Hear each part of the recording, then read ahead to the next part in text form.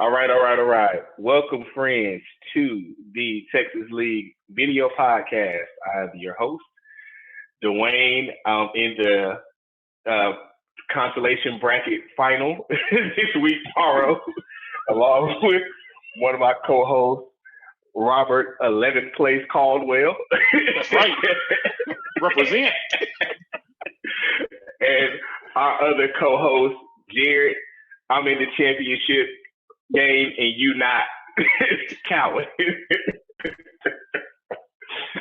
This is our second to last podcast of the season, where we're going to just be reviewing the NFL Week 16 games and the Texas League semifinal matchups to see who made it to the championship. And we're also going to make our picks for this year's Texas League champion. So, that being said, let's jump right in and start off with the Jaguars versus Jets on Thursday Night Football. Deuce, talk to us about that game. I don't even know if you call that a game. Jets had two quarterbacks, and not one of them could throw over 100 yards. I mean, come on, man. I mean, that's one of them ESPN come on memos. It's like, hey, you get two NFL supposed quarterbacks, and y'all can't even break 100 yards. I mean, one went 9 for 18 for 92. The other one went 10 for 15 for 90. It's like, did y'all even try?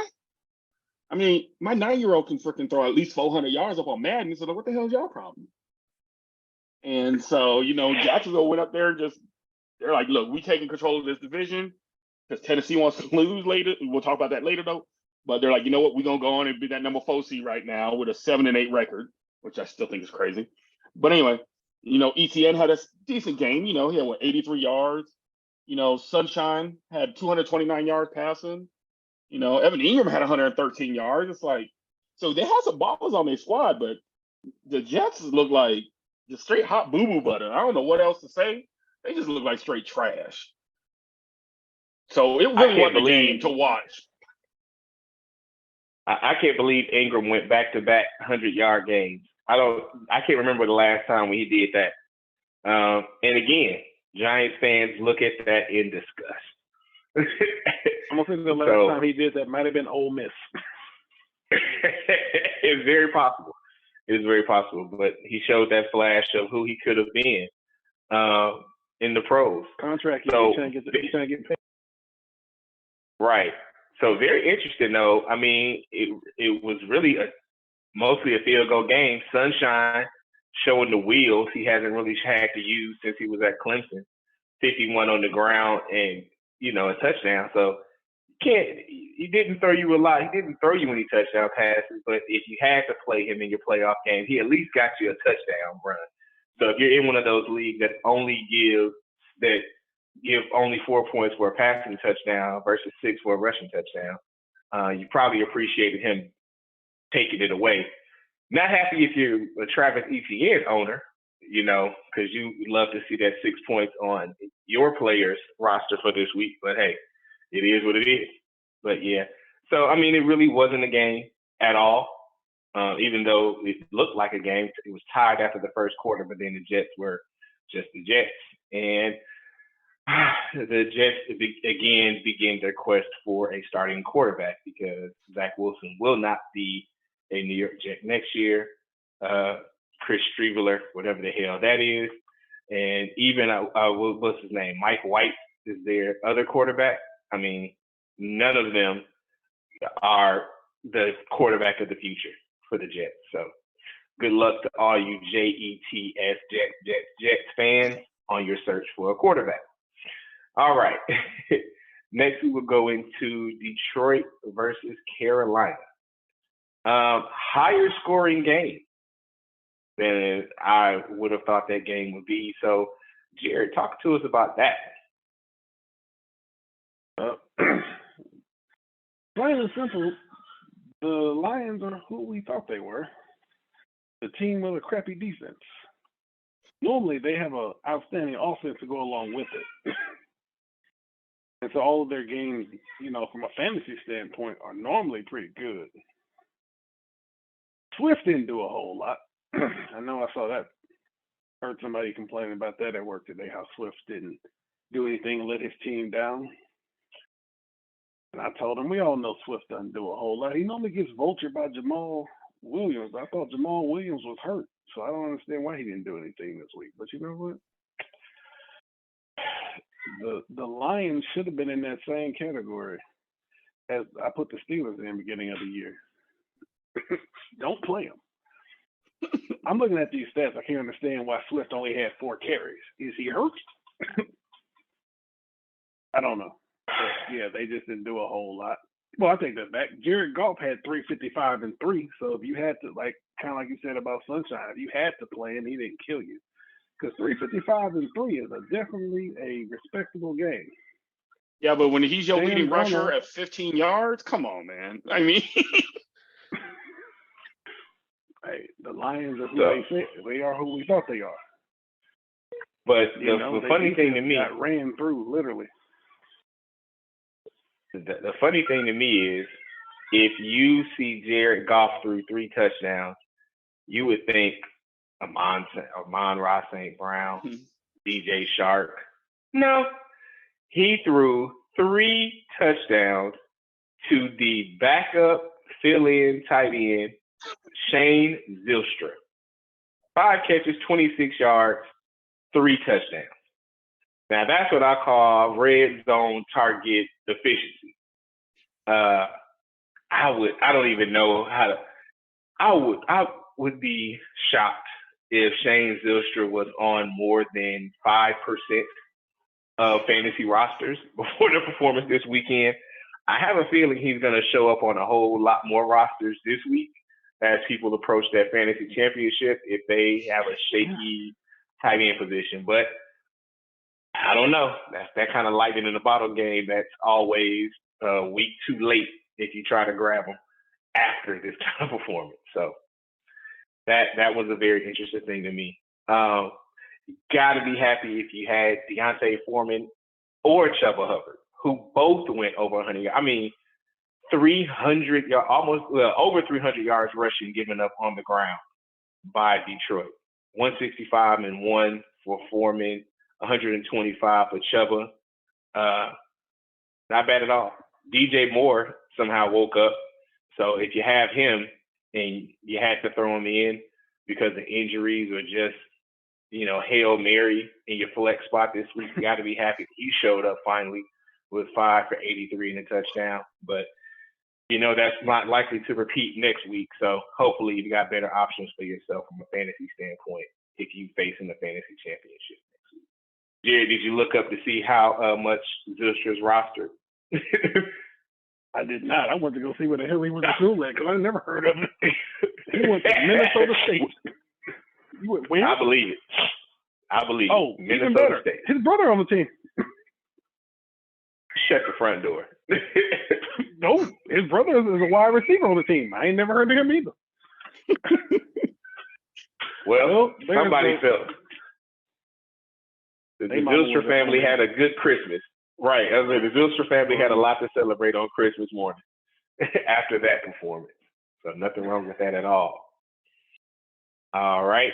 So briefly, let's touch on the Saints versus Browns because not much of a football game. I mean, the Saints won, but nobody should have anything to write home about. Not great performances on either side of the ball. Kamara actually scored a touchdown. I don't know how long it's been since that happened, but I can tell you it's been a few weeks. No. It's been a while as an Alvin Kamara owner in a different league. It's been a while. So Taysom Hill continues to confuse and confound fantasy owners everywhere as he had a rushing touchdown this week, 56 total yards. But again, don't know how many people actually had him in the game because he's been so inconsistent this year. Red rifle, shooting like a BB gun. Again, we're talking about NFL professional quarterback, less than 100 yards. It's embarrassing. Deshaun Watson managed to throw for 135 whopping yards, but he also threw a pick. He also rushed. I'll say this. Do you think the inclement weather affected this game? I didn't see it, but I heard that the weather was not nice in Cleveland. Yeah, it was pretty bad. And I'm sure it did have an effect, but deal. From a fantasy, we're only looking at this from a fantasy standpoint. So if you were looking at the weather from that particular game, maybe you played your running backs, but with that weather, hopefully you weren't leaning too hard on Deshaun Watson if you needed him to come up big to get you into the championship game this week in your playoff matchup. Even in a bad weather game where not a lot of production in the receiving game, Amari Cooper still led all receivers in receptions and yards. So of that 135 yards he threw, half of them went to Amari. So he continued his streak of strong games at home this season. So, hey, you can't knock Amari Cooper's hustle. But the main player that you really were coming into this, like I said, you probably had Alvin Kamara from a fantasy standpoint. You had him going. And you also had Nick Chubb, who continued to produce. He had 24 carries, 92 yards on the ground. So he didn't get you, the touchdown. So when he added 1 reception and 10 receiving yards, so depending on if you're a PPR or a whole PPR, half PPR, he at least got to the double digits if you had him on your roster. So you can't be mad at that. But you would love for him to have added that touchdown to take you from 10 points to 16 points in the matchup. But other than that, not a very exciting game. All right, let's see who we got next to talk about. Let's talk about the Raiders versus the Steelers. Go ahead, Robert. Come on. Let him have it. No, you know what? I'm going to start off with something positive. We're going to do the compliment sandwich. We're going to start off with something good, say the truth, and then finish with something good. So we're going to start off. Hunter Renfrow came back and scored a touchdown. I'm like, you know what? I wasn't even mad seeing that. I ain't start him, but I wasn't mad seeing that. I'm like, you know what? I see you, Hunter Renfrow, with your little touchdown, And then after that, the Raiders were who we thought they was. Because Jacobs was like, you know what? I'm done running this season. I did all I needed to do. Y'all ain't showing me y'all can help win too. So why I need to run 170 yards a game? I'll just get my little 44 on 15 damn carries because I ain't got nothing better to do out here in Pittsburgh. It's cold. Y'all got brother getting cold out here? I can't be doing all that. Waller with 58 yards. I mean, Carr threw for over 150. I mean, moral victory on 30 passes? I don't know. But here's the question. Ain't no moral victory. Ain't no moral victory in 3 interceptions to get a moral victory. Okay, here's a question I have. 46 seconds left in the game. How the hell you let this cat throw a 14-yard touchdown pass? Raiders fan, how the hell? Do you know what they did? I think they gave him the touchdown. I think they looked back at the game versus the Rams and said, you know what? Last time we were in this position where we could have got the ball back with 2 or 3 timeouts and tried to go back down and potentially tie the game, we didn't give ourselves any chance to fight back. I literally think they gave up the touchdown because they figured we get the ball back, we've got 3 touchdowns. Now, of course, no one planned on Carr going out and throwing a damn interception on the second pass of that possession where we're driving downfield. I mean, again, I'm going to give him – so I'm going to give him the benefit of the doubt for the interceptions, right? Because the wind was blowing pretty hard in Pittsburgh. They commented on it before the game. They commented on it throughout all the game. He had his passes going high all game. So, again, I watched the game. A lot of Pickett was playing in the same stadium, in the same weather, and he completed more passes. But Pickett also plays in that stadium.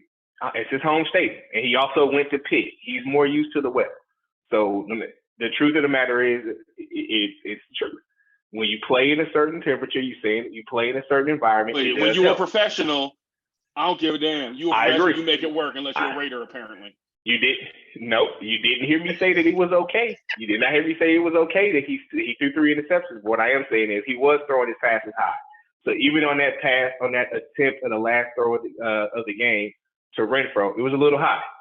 And so it went off his hands and it went to the defender. But it was up to him to make the adjustments during the game in order to make better throws. So hats off to Pittsburgh Steelers for keeping their slim playoff hopes alive.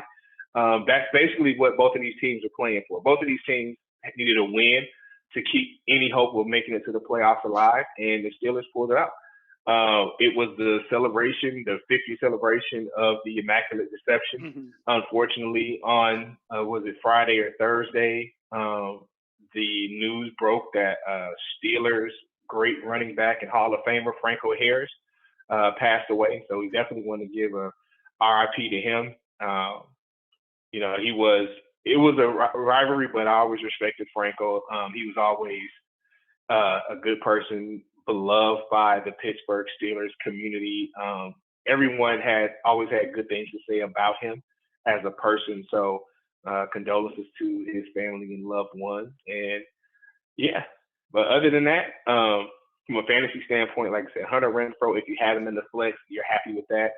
Even if you're in a full PPR league, Darren Waller almost got your double points. Devontae Adams, 2 catches, 15 yards on 9 targets.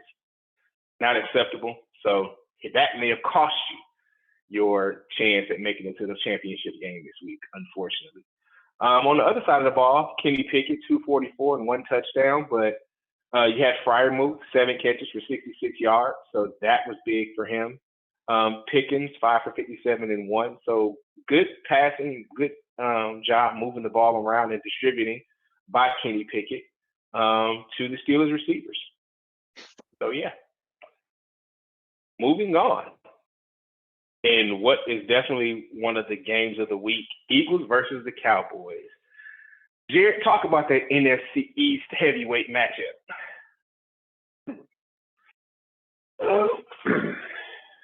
Jalen Hurts was hurt. Gardner Minshew went in there and tried his best to come out with a victory. If, like I said, since we're talking about from a fantasy standpoint, he didn't bring the rushing yards to the game that you're gonna get from Jalen Hurts. But I think if I was a Gardner Minshew owner, like the person I'm facing this week, if the quarterback gives you 355 and 2 touchdowns, I'll take it. The 2 interceptions, in some leagues might have knocked you down a little bit point wise, but he even threw in a rushing touchdown. So, as an homage to Jalen. Yeah, it was a little quarterback sneak, but we're gonna take it. Gardner Minshew owners everywhere rejoice from a 3 touchdown performance. He basically just followed the rules. We gonna hit the top receivers. Devonta Smith and A.J. Brown had 14 combined receptions. Both of them went over 100 yards. Devonta Smith had 2 touchdowns, so if you had him in your lineup, you were, that was a plus. And then when in doubt, throw it to your tight end. Dallas Goedert had 3 receptions, 67 yards. So he caught all his targets. The running game wasn't real great for the Eagles, but without Jalen in the backfield to take some of the pressure off and make people think twice, it is what it is. Indeed. Dak had 347 and 3, but the running backs didn't do a whole lot for Dallas. Fantasy owners everywhere were a little pissed about that one. Tony Pollard, 19 yards. Zeke, 55 yards. Zeke had a touchdown. Otherwise, he would have been a complete bust in most people's eyes. CD Lamb had 2 touchdowns, over 100 yards. Also helped Chris make it into the finals. I'm sure that Chuck, being a Cowboys fan, was sitting there watching the game, hyped because the Cowboys, CD Lamb catching passes, scoring touchdowns, until he checked his fantasy to realize that he was going against it. The gift and the curse that is fantasy football. Indeed. All right. So then we go to the Texans versus the Titans. Now, the Jaguars had already won on Thursday night. So that moved them, by virtue of them splitting their games versus the Titans this season. They, whatever the tiebreakers are, their win on Thursday gave them the lead over the Titans. So the Titans needed a W against the woeful Texans in order to get their lead back in the AFC South. That is not what happened, is it, Dr. Deuce? It sure ain't. Here we have another quarterback who can't throw for 100 damn yards. I mean, Henry had a decent game, 23 carries, 128, 26 yards, and a touchdown. Okay, he did good.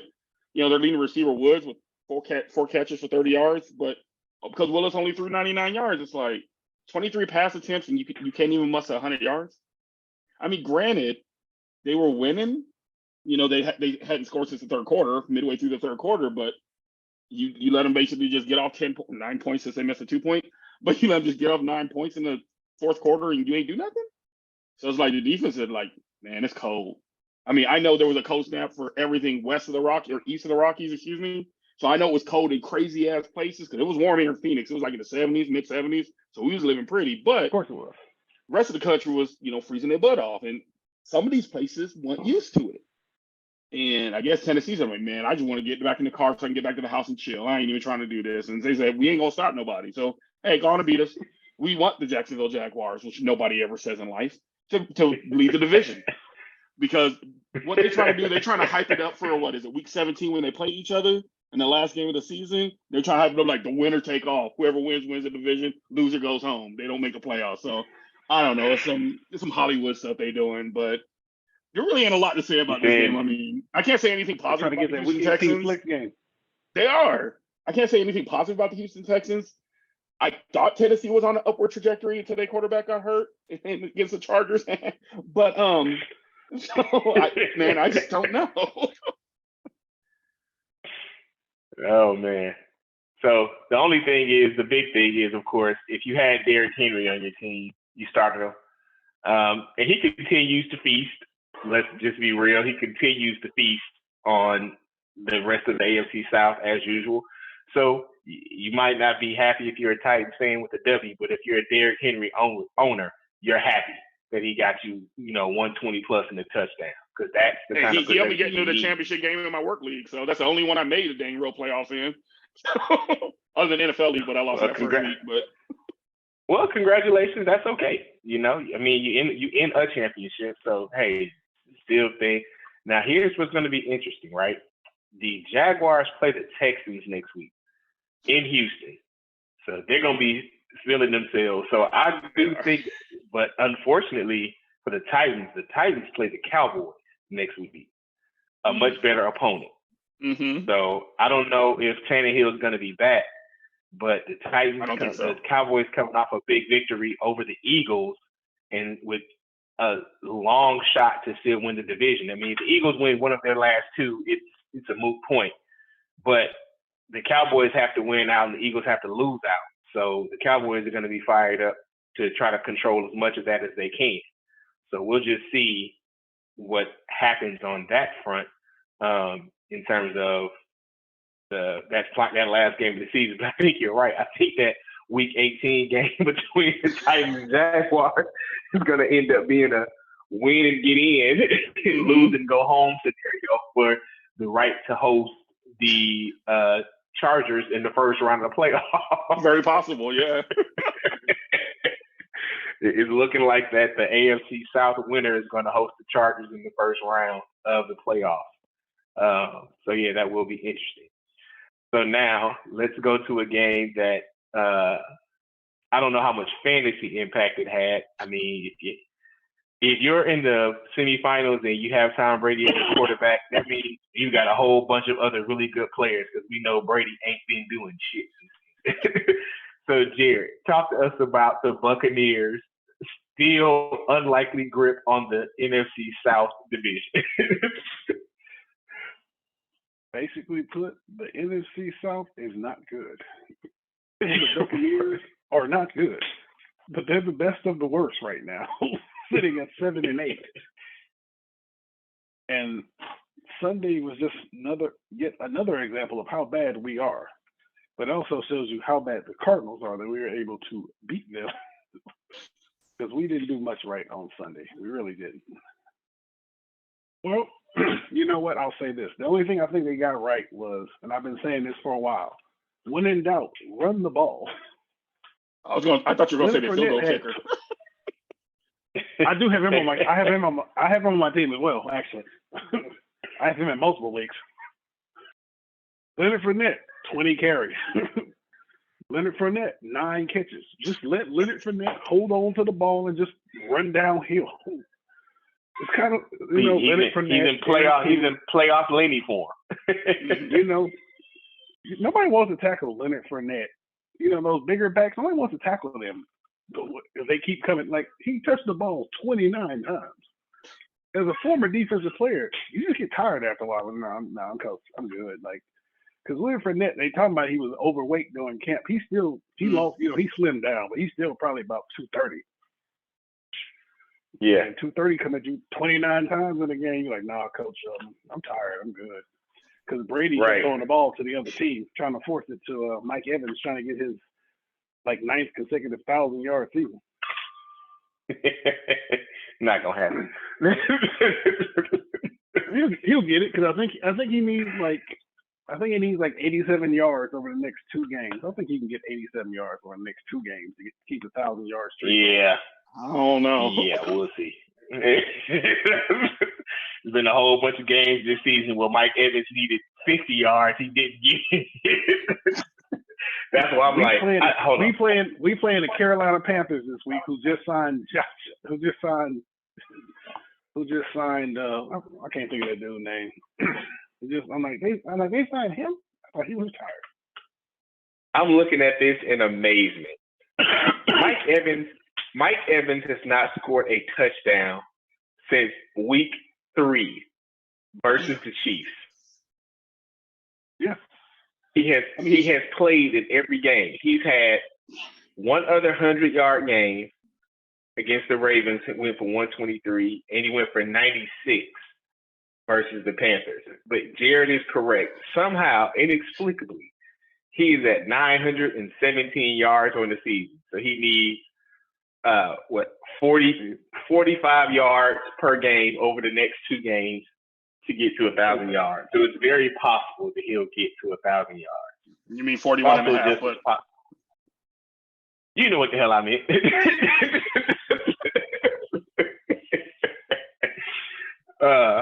So yes, he needs just over 40 yards per game in order to break 1,000 yards this season. That means he's going to have one game of 40 and another game of 41, and that's it. He ain't going to do it. You're going to have one game with 38, another game with 37. Yeah. He's going to be at 996. I'm like, man. Oh, man. But, yeah. But the other big thing that came out of the end of that game was J.J. Watt's social media post after the game of his family, where his newborn daughter attended her first football game, but he also used that same post announcing his daughter's first football game to announce that he would be retiring at the end of this season. He, as he stated, it was his last home game in the NFL, so I'm not sure who the Cardinals played on the road these last 2 weeks. Let's see who they have. They're going to lose, so it don't even matter. They play the 49ers and somebody else. I don't remember who the other one is. Well, they play the Falcons, so they might win that one. They might win that one, even with who is this? McSorley or whatever his name is. Man, wasn't Trace McSorley a cop on Law and Order SVU? Because I swear that name sounds too familiar.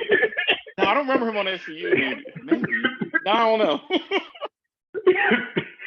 But anyway, so Hall of Fame career for sure.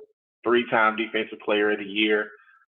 Shares the single season record for sacks, 22 and a half, with Michael Strahan, the only player with multiple years with 20 plus sacks, and a Walter Payton NFL Man of the Year, thanks to his efforts around relief of the money he raised and the efforts he had after Hurricane Harvey hit Houston. So we send J.J. Watt a salute back to him.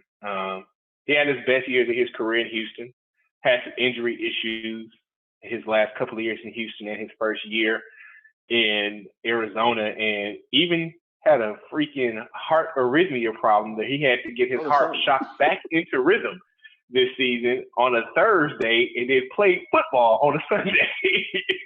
So no one, you can say a lot of things about J.J. Watt, but you can never question his heart, his love of the game, and his willingness to go out there and put it on the line with his teammates each week. So now he's got a family to raise, so go out there and raise that baby daughter and make a whole bunch more, JJ.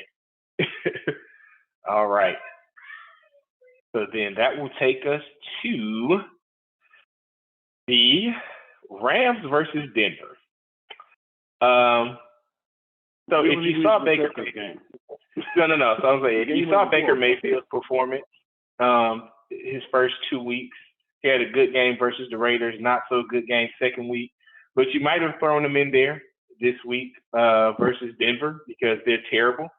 So if you did happen to play the Baker Mayfield this week in your attempt to get into the finals, you were probably pretty happy. 230 and 2 touchdowns for him. Russell Wilson still cooking with his left hand, 1 touchdown, 3 interceptions. Got his coach fired. So there's that. Did you see what his coach said after? I hope that those were just made up memes. I don't know if they were. I really hope that meme I saw was made up, because the one I saw said that what am I supposed to do with a quarterback who has more bathrooms in his house and touchdown passes this season? Saw that. I really hope that was a fake quote. But hey, you never know. You know, coaches, they say a whole bunch of fun things, but so you really got to be happy. I've heard that Russell Wilson does indeed have more bathrooms in his house than he has touchdowns. So the comment might be, the meme might be made up, but I've heard that's actually true. Unfortunately. Hey, I mean, $200 million will get you a whole lot of bathrooms in the house. That's all I'm saying. Especially up there in Denver, in Highlands Ranch area where he's probably living. So yeah. Right. He might. So as shitty as he playing, he might need all them bathrooms. Man, right. Judy's his favorite person to throw to. He threw almost half of his completions to him, and threw at least 70% of his yards to him. So it's like, damn. And I'm okay with that as a Judy owner. I was gonna say, so if you're a Jerry Judy owner, then yes, you were happy with that performance. Cam Akers was the surprise of the day. Cam Akers let's just call it, has had a bad season. He's had a disappointing season. Fantasy-wise, but for some reason, if you had to play him in your fantasy semifinal matchup, you were very happy with this game. I mean, he had 118 yards in this game. He's got 559 for the season. So he had 4 touchdowns for the season coming into this game. So you're very happy. If you had to throw him in that flex or you just didn't have any other options at running back, you were like, hell yeah, every time he scored a touchdown. If you had Malcolm Brown and you played him, that's your fault. Yeah. So now let us go into, as we always like to say, the last gasp of the week is Monday Night Football. With the games from Saturday and Sunday, the Chargers went into this game needing to simply win and get in and defeat the hapless Colts in Indianapolis. So before we go into the analysis, yes, I lost a bet. The Chargers won. I lost a bet. So if you go to my Twitter page right now, you will see the shame. That is my Twitter Abby. That is a Chargers logo. It's a beautiful logo, too. I already looked at it. It made me cry a little bit on the inside. So, Dr. Deuce, break down the game for us from a fantasy standpoint. All right, from a fantasy standpoint, I think it's funny. So, what's that cat's name? Irsay, the owner of the Colts.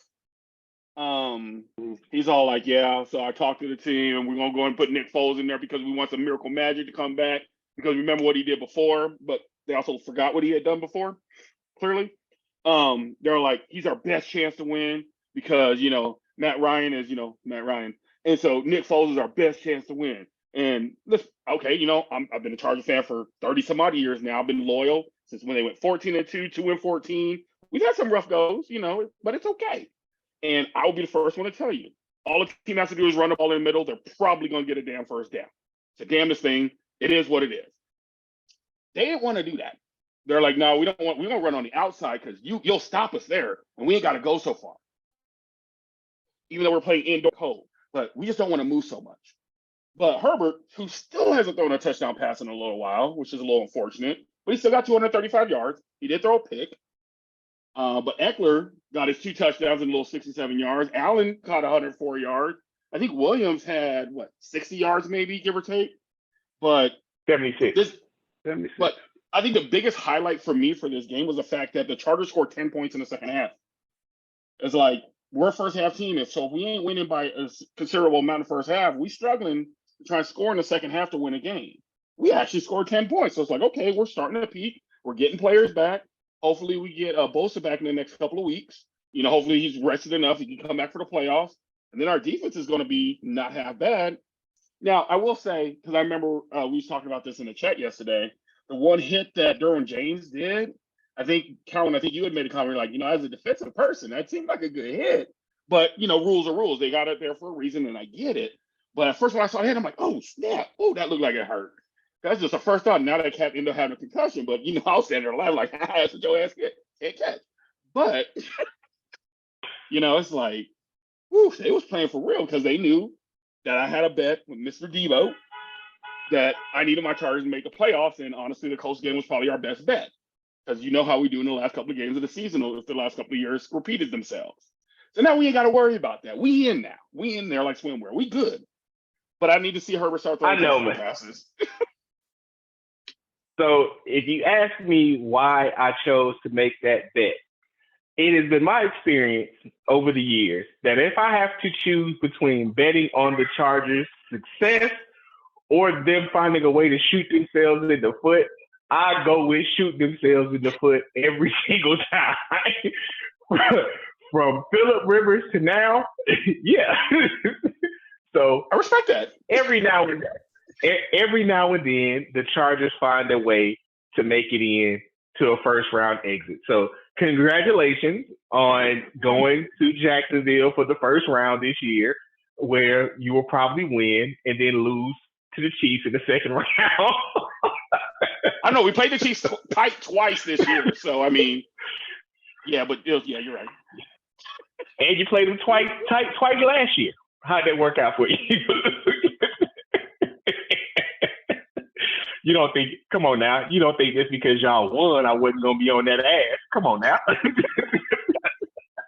It's all good. I ain't mad at you, bro. But I will say this though: at least they get to go. One thing stands though. The Colts have one win with just Saturday. That is true. Come on, man. What is that? What is that team that likes to gamble on everything? Oh, that's right. The crappy ass Raiders. That's right.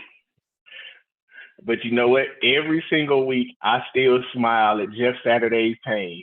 So I'm fine with that. I laugh at Jeff Saturday's pain. If we are the only win of Jeff Saturday's career, I'll be happy knowing that at least we made it possible for his ass to never roam the sidelines of an NFL game again as a head coach. Because ain't nobody going to hire this fucker no more. I don't know. Josh McDaniels got a job, so anything fine. Any your coach? Josh McDaniels is going to be fine. Josh McDaniels has his issues. Win. He's still a better coach than Justin. He did. But y'all lost. But he still lost. He might have played to win, but he still lost. So speaking of losses, now let us take a look at where we stand from this week's playoff. You picked Cowling last week, you'd have had one game up on us, but nah, you wanted to do your own damn thing. Listen, I told you, I'll never feel bad about going with my gut, right? And I told you, it was definitely a tough call to pick Company Man over Cowling. But Company Man wasn't first place in the regular season for no reason. I mean, he has a strong team. So let's take a look at how he was able to pull out the win. And we see right here, Cousins did his thing. Mahomes did his. Cousins had a slightly better game. I mean, pretty much evenly matched. Where you had a issue was right here. But it offset with the next one. Right. Pittman had a bad game. But Saquon Barkley definitely made up for it. So if you look at this, it's a 28 points between the two of them, 23 points between the two of them. Cowan still has a slight lead. These two spots right here were your difference maker. Tight end, even though Ingram had a good game, Kittle had a great game. And what continues to be the theme of since the last week of the regular season, as your slot goes is as your season goes. Christian Watson, 49 yards. Now the good thing though for Caleb is that he can feel okay because it's not like had he put any other players in the game that he would have had enough points to overcome the deficit. Like it would have closed the gap a little bit, but he didn't leave enough points on his bench to actually win this game.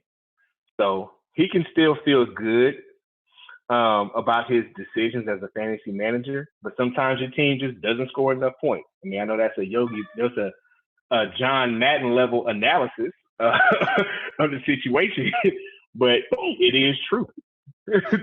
So, Cowan, how do you feel about your victory over the number one seed? I'm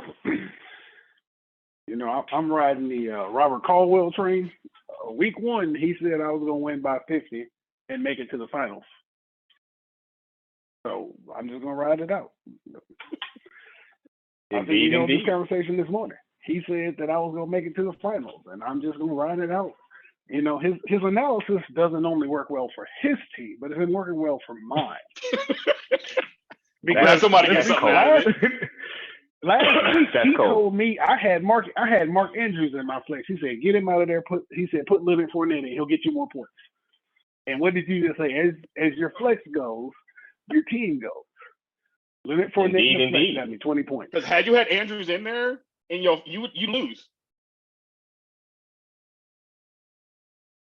Definitely. I think I still would have won. It was just not much closer. Yeah. You would have only won by. Yeah. So, I mean, decisions, right? Yeah. So, good job. Good call. Championship game, I can't help you, bro. It's all you. Championship game is all you. I would like to say that my kicker is constantly putting up points because Tom Brady can't score. There were like 7 field goals in that game against the Cardinals and the Bucs. There's like 7 damn field goals. All kicker all the time. Yeah. All right. So that's one team that punched their ticket to the championship. So the other matchup featured the number 2 and the number 3. So pretty much we were rocking chalk in the top four teams in the league in the semifinals. Now, as it has happened often this season, we all picked against Kirkwood, who was our friend, who was our fellow NCAA football league co-owner. And we all picked against him. None of us believed that without Jalen Hurts, he would make the finals. Dr. Deuce, how wrong were we? we were clearly wrong. I think the issue was we was like, okay, well, what quarterbacks could he possibly pick up since Jalen was out? And he picked somebody up we didn't think of because I wouldn't have picked up Minshew. I wouldn't have even thought about it.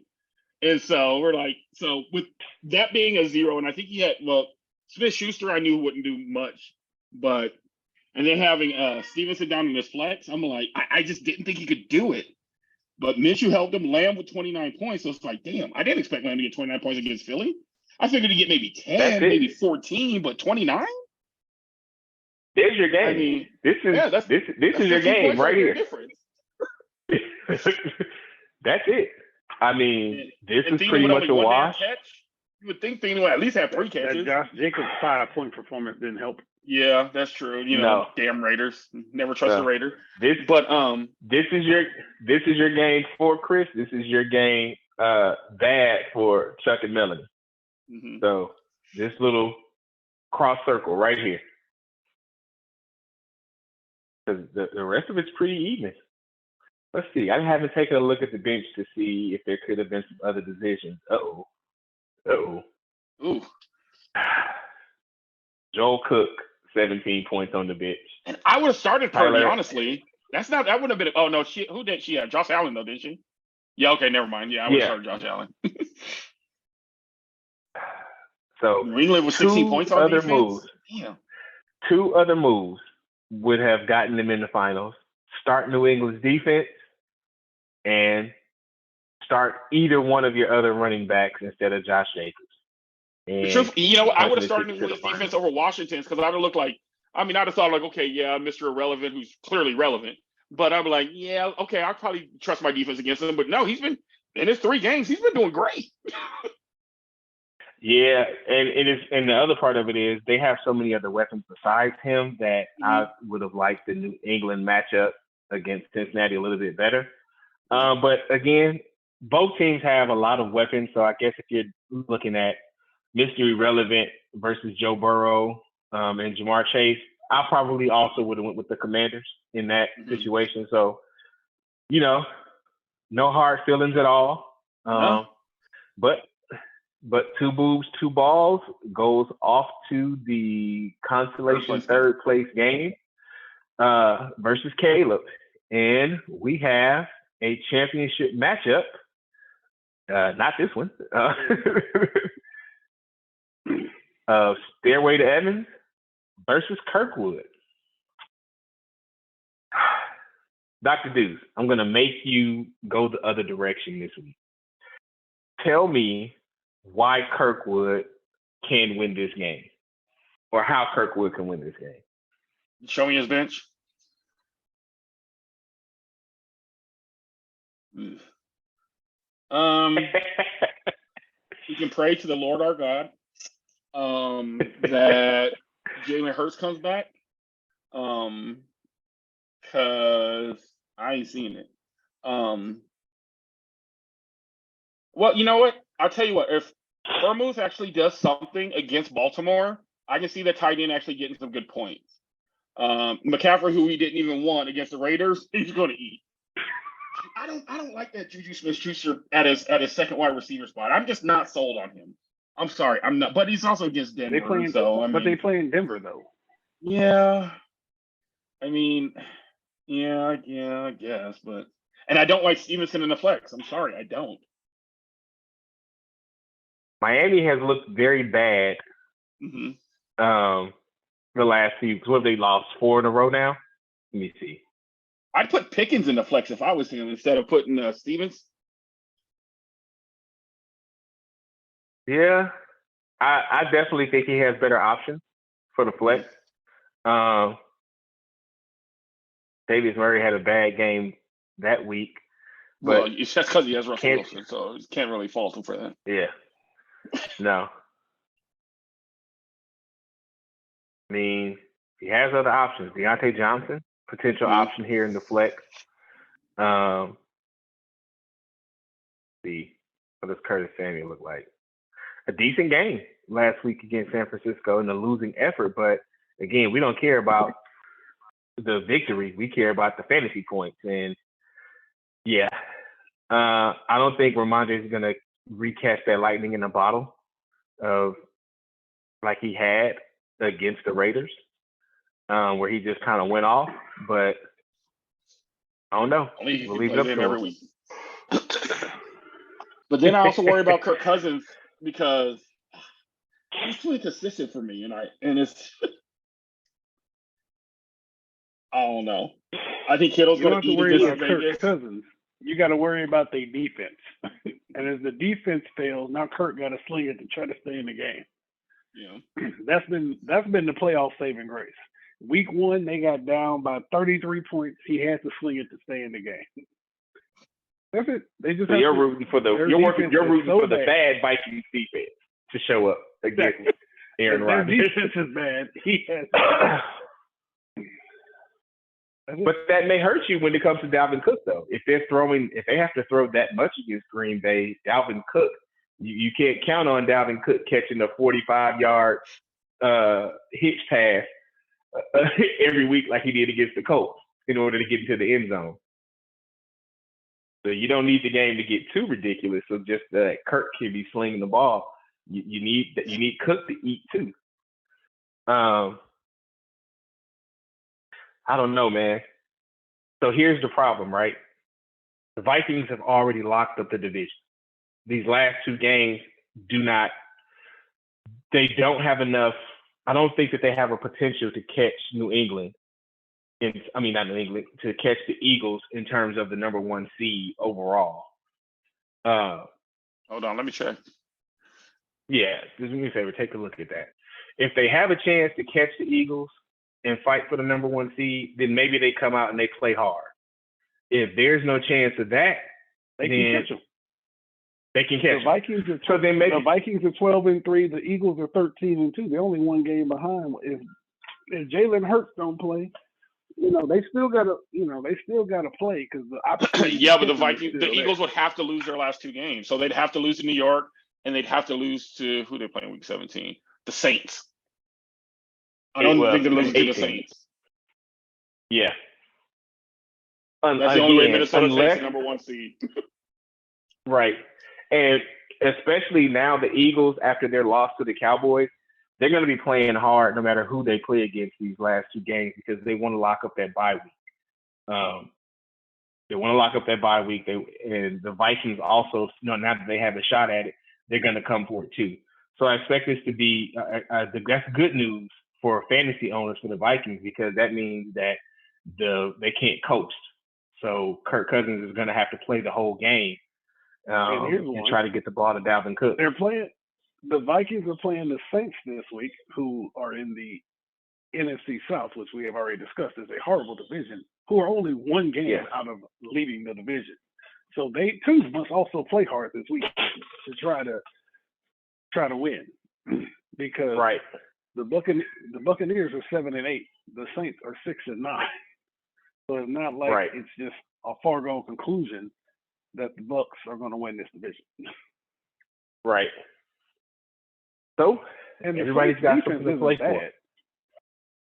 Yeah, except for the Falcons, they just I think they out of it. Well, never say never, but they got 10 losses. If they somehow win their last 2 games and come in at 7-10 and make the damn playoffs, they need to readjust the damn playoffs somehow. Stranger things have happened. The NFL said, "Don't blame us, blame your terrible teams." Probably will. Oh man! All right. So, are either one of I know both of you are either one of you changing your picks or predictions? Jared, I know you're not picking against yourself. Negative. Deuce, you're also not changing your pick, which means that it's all up to me. So if you pick Chris, somebody's gonna win. I will ask you one question. Do you realize that Chris is this league's version of the Buffalo Bills? Yes, I do. The only difference is he hasn't gone 4 times in a row. He's gone. This is his fourth time. This is his 4th time. If my memory is not mistaken, this is his 3rd time in the last 5 years. Here's the dilemma for you, Jared. Every time this season that we've all picked against Chris, he's won. But if it's a split pick, he's lost. So now, do you want the karma of everybody picking against Chris working against you? Or do you want me to pick Chris and sort of muddle the karma or muddle the chances? If I pick against Chris, it doesn't look good for you historically this season. That being said, based on the details that we have right now of Jalen Hurts' uncertainty, I gotta go with Stairway to Evans in this matchup to win his 3rd chance. Will this be your 3rd win if you pull this off? This will be my 4th overall championship if I pull this off. 2nd one over Chris. So, I do like Stairway Evans to win this matchup. Based off of today. Now, I think that if Jalen Hurts plays this weekend, it's going to make things a little bit tougher for you. But based on what we know right now today on Tuesday evening, I got to go with Stairway to Evans in this victory. So we are unanimous. So we will all finish the playoffs with the same record, one way or the other, in terms of our picks. And then that's because you picked against me last week. You knew better. I did not. Again, it's number one seed. I don't feel bad about picking the number one overall seed in a playoff game. So. Oh, I fully understand. I just gotta give you a hard time about it. Of course. So. Well, there we have it. Oh, and I just pulled it up. Mr. Kirkwood lost 2019 and 2020 championships. Right. Well, we say good luck to both teams. So one way or the other, we'll be back here next week to crown the champion, to talk about the draft order for next year, which will be set barring any off-season trades that may happen. And we'll also have fun of going through the rosters to make our best guesses on who people will keep. Because as you all know, we are a keeper league, and we are allowed to keep 2 players without having to make any other sort of trade. So 24 players come off the board one way or the other. So assuming everyone uses their 2 picks and their 2 picks only for the offseason, we'll take a look and put our guesses together on who we would keep off of each roster as we flow into the 2023 season. But other than that, good night. Good luck to everybody in all your fantasy championships this weekend. Even though I lost my chance to be in a championship this year, I'm not going to hate too bad. I'll still say a hearty good luck to everybody, and we'll see y'all next week.